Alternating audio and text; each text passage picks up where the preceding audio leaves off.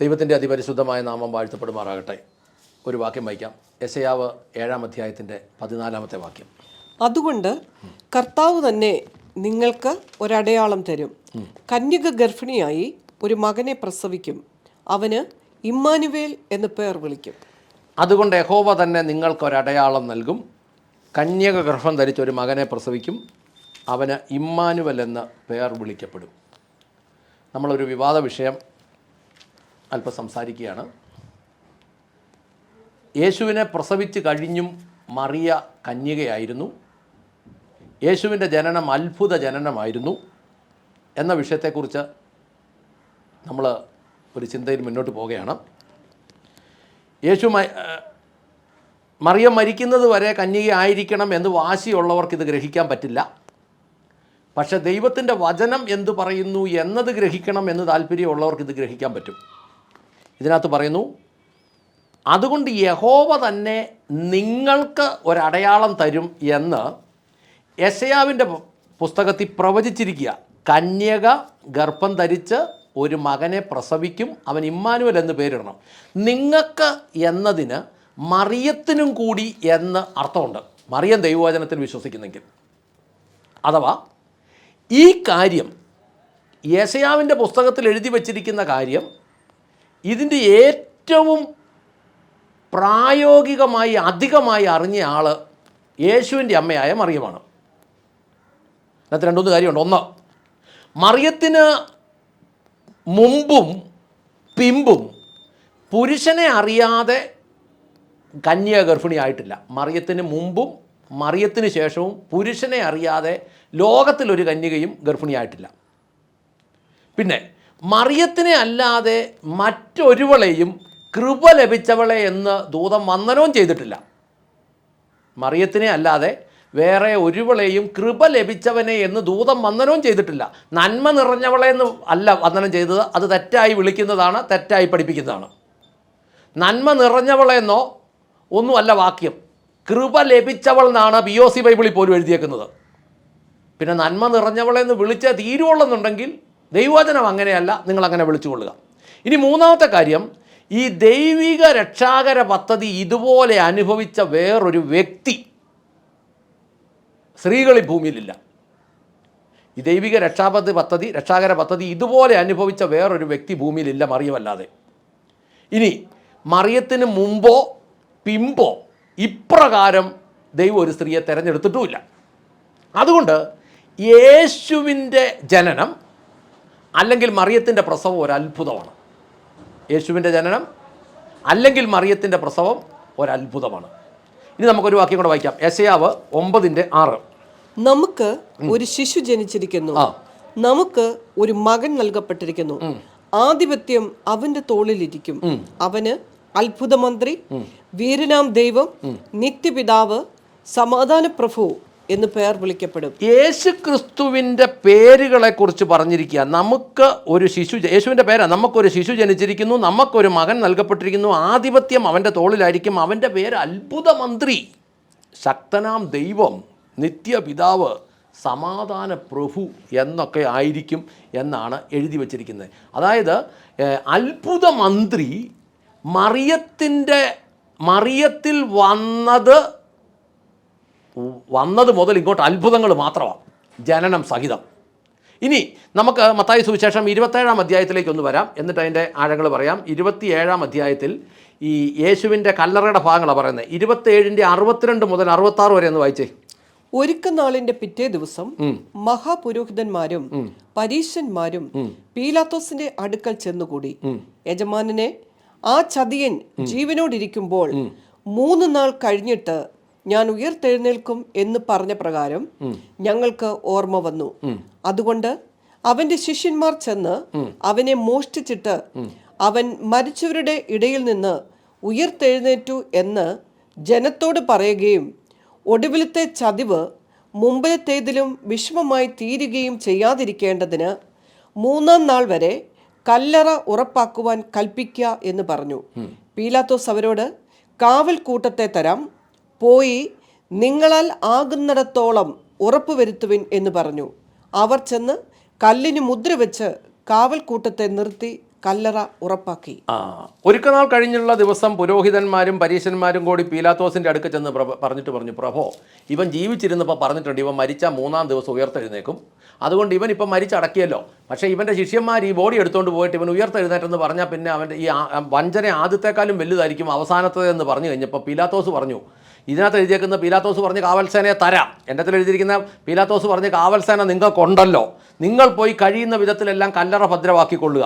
അങ്ങനെ അവർ പോയി കല്ലിന്മേൽ മുദ്ര വെച്ചും കാവൽസേനയെ നിർത്തിയും കല്ലറ സുരക്ഷിതമാക്കി തീർത്തു. ഇപ്പോൾ ഇത് മനസ്സിലാക്കിക്കോണം. യേശുവിൻ്റെ ജനനത്തെക്കുറിച്ച് പറയുന്നതിന് യേശുവിൻ്റെ മരണവുമായിട്ട് ബന്ധപ്പെടുത്തിയാണ് പറയുന്നത്. അതായത് ഇവർ ചെന്ന് ഈ യേശു ഒരു കാരണവശാലും പുറത്തിറങ്ങാതിരിക്കാൻ വേണ്ടി കല്ലറ മുദ്ര വെച്ചു, സീൽ ചെയ്തു. എന്ന് പറഞ്ഞാൽ നമ്മൾ കവറ്, അതായത് നമ്മൾ ശരിക്കും പറഞ്ഞു കഴിഞ്ഞാൽ സ്ലാബിട്ട് അങ്ങോട്ട് മൂടി, സൈഡ് സിമെൻറ്റ് വെച്ച് തേച്ചു, പുറകിൽ ഇരുമ്പിൻ്റെ 4 ഇത് കൂട്ടിട്ടു, അതിൻ്റെ പുറത്ത് കാവൽക്കാരെ നിർത്തി, ചെയ്യാവുന്നതെല്ലാം ചെയ്തു.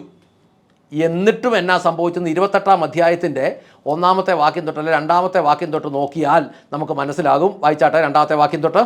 പെട്ടെന്ന് വലിയൊരു ഭൂകമ്പം ഉണ്ടായി.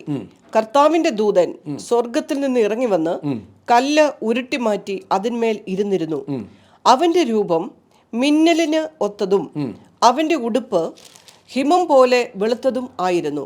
കാവൽക്കാർ അവനെ കണ്ടു പേടിച്ച് വിറച്ച് മരിച്ചവരെ പോലെയായി. ദൂതൻ സ്ത്രീകളോട്, ഭയപ്പെടേണ്ട, ക്രൂശിക്കപ്പെട്ട യേശുവിനെ നിങ്ങൾ അന്വേഷിക്കുന്നു എന്ന് ഞാൻ അറിയുന്നു. അവൻ ഇവിടെയില്ല. താൻ പറഞ്ഞതുപോലെ ഉയർത്തെഴുന്നേറ്റു. അവൻ കിടന്ന സ്ഥലം വന്ന് കാൺമിൻ. അവൻ മരിച്ചവരുടെ ഇടയിൽ നിന്ന് ഉയർത്തെഴുന്നേറ്റു എന്ന് വേഗം ചെന്ന് അവന്റെ ശിഷ്യന്മാരോട് പറവിൻ. അതവിടെ നിർത്തട്ടെ. അതായത് നമ്മൾ വായിക്കുന്നത്, അതിൻ്റെ 1-ാമത്തെ വാക്യം വായിക്കുന്നത്, ശബത്ത് ദിവസത്തിന് ശേഷം, അതായത് ഞായറാഴ്ച രാവിലെ, ആഴ്ചവട്ടത്തിലെ 1-ാം ദിവസം അതിരാവിലെ മഗ്ദലക്കാരി മറിയവും മറ്റേ മറിയവും കൂടി ശവകുടീരം സന്ദർശിക്കാൻ പോയി. അവരവിടെ ചെന്നപ്പോൾ അതിശക്തമായ ഒരു ഭൂകമ്പം ഉണ്ടായി. ഒരു ദൈവദൂതൻ സ്വർഗത്തിൽ നിന്ന് ഇറങ്ങി അല്ലെങ്കിൽ അതിശക്തമായ ഒരു ഭൂകമ്പം ഉണ്ടായി. ഒരു ദൈവദൂതൻ സ്വർഗത്തിൽ നിന്നിറങ്ങി കല്ലറയുടെ സമീപം കല്ലുരുട്ടി മാറ്റി അതിന്മേൽ ഇരുന്നിരുന്നു. അദ്ദേഹത്തിൻ്റെ രൂപം മിന്നൽ പിണറിന് സദൃശ്യവും അദ്ദേഹത്തിൻ്റെ വസ്ത്രം ഹിമം പോലെ വെണ്മയുള്ളതുമായിരുന്നു. കാവൽക്കാർ ദൂതനെ കണ്ട് ഭയപ്പെട്ട് വിറച്ച് മരിച്ചവരെ പോലെയായി. ഇതിൻ്റെ അർത്ഥം എന്താണെന്ന് ചോദിച്ചു കഴിഞ്ഞാൽ, ഈ കല്ലറയിൽ ഇവർ കല്ല് ആരും ഉരുട്ടി മാറ്റുമെന്നൊക്കെ ഭാരപ്പെട്ട് അത്രയും വലിയ കല്ലാന്ന് കൂട്ടിക്കുക, അതിൻ്റെ പുറത്ത് സീലും ഒക്കെ ഉണ്ട്. ഇവർ ചെല്ലുമ്പോൾ ദൂതൻ ആ കല്ലിൻ്റെ പുറത്തിരിപ്പുണ്ട്. ദൂതൻ പറഞ്ഞു, നിങ്ങൾ അന്വേഷിച്ച് വന്ന ആൾ ഇവിടെ ഇല്ല. ആ ആൾ പോയി, ഉയർത്തെഴുന്നേറ്റ് പോയി. പക്ഷേ കല്ലറയ്ക്കോ സീലിനോ ഒന്നും യാതൊരു പ്രശ്നവും പറ്റിയില്ല. പക്ഷേ തെളിവിന് വേണ്ടി ദൂതൻ വന്ന് ഈ കല്ലുരുട്ടി മാറ്റിയിട്ട് ദൂതൻ ആ കല്ലിൽ എഴുന്നിട്ട് പറഞ്ഞു, കയറി വന്ന് നോക്കിക്കോളാൻ പറഞ്ഞു.